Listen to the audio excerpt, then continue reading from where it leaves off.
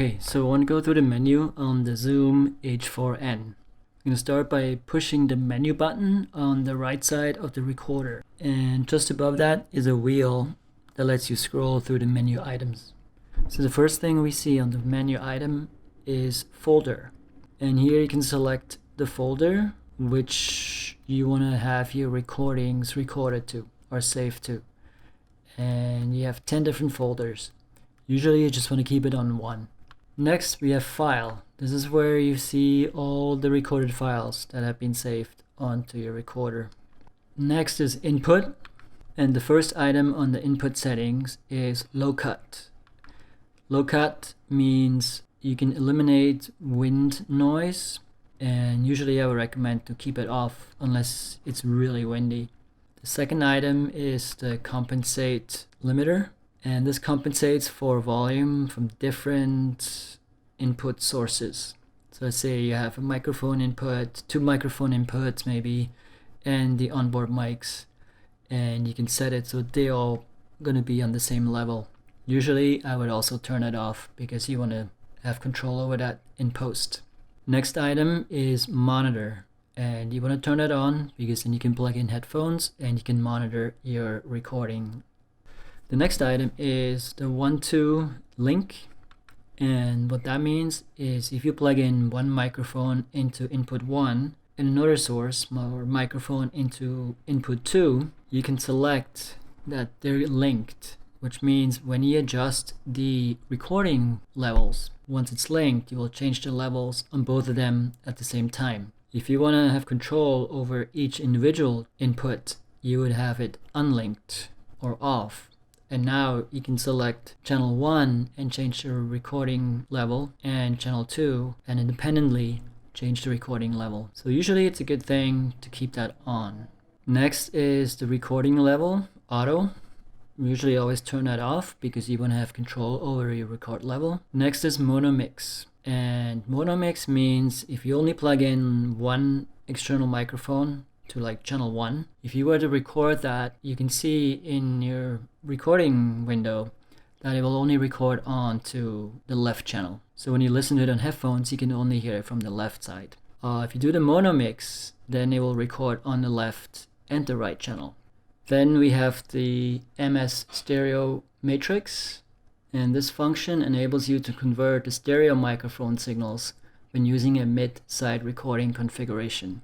Then we have phantom power. If you have a microphone that does not have a battery and the recorder needs to power that microphone, you can turn it on, and you have the choice between 48 volt and 24 volt. If you have a microphone that uses a battery, then you turn it off. Next is plug-in power. If you want to plug in the power to the recorder, then you will turn it on. We go back to the main menu and we go to recording menu settings. First thing is recording format, and here you have a lot of different choices of the quality of your recording. You have WAV files and MP3 files, and I would just recommend to use the highest quality that you can, which is the WAV 96 kilohertz 24-bit. Of course, keep in mind that the higher the quality, the less time you can record depending on your SD card.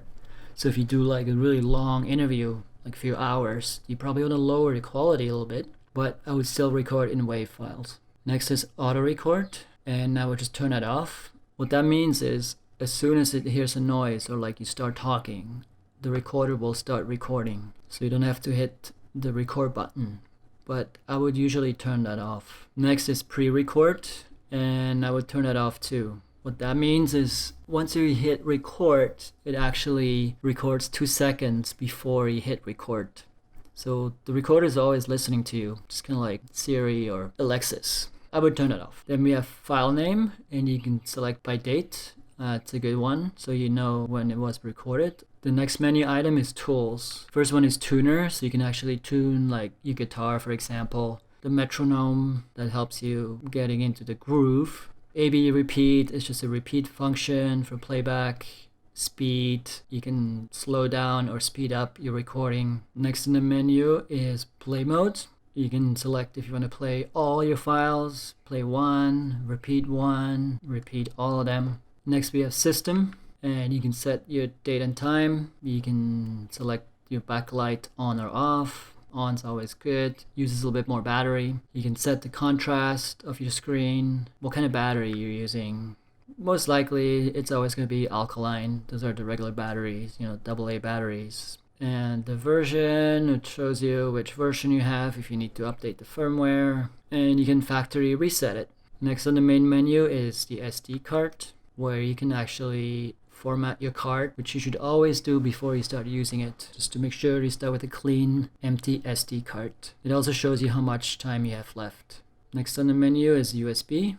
You can connect this recorder with a USB cable to your computer, or you can use it as an audio interface, and you can connect a microphone or a guitar and then plug that into the computer via USB cable. Next is the mode button. If you want to record in stereo, 4-channel or multi-track, and that is every single menu item on the Zoom H4n.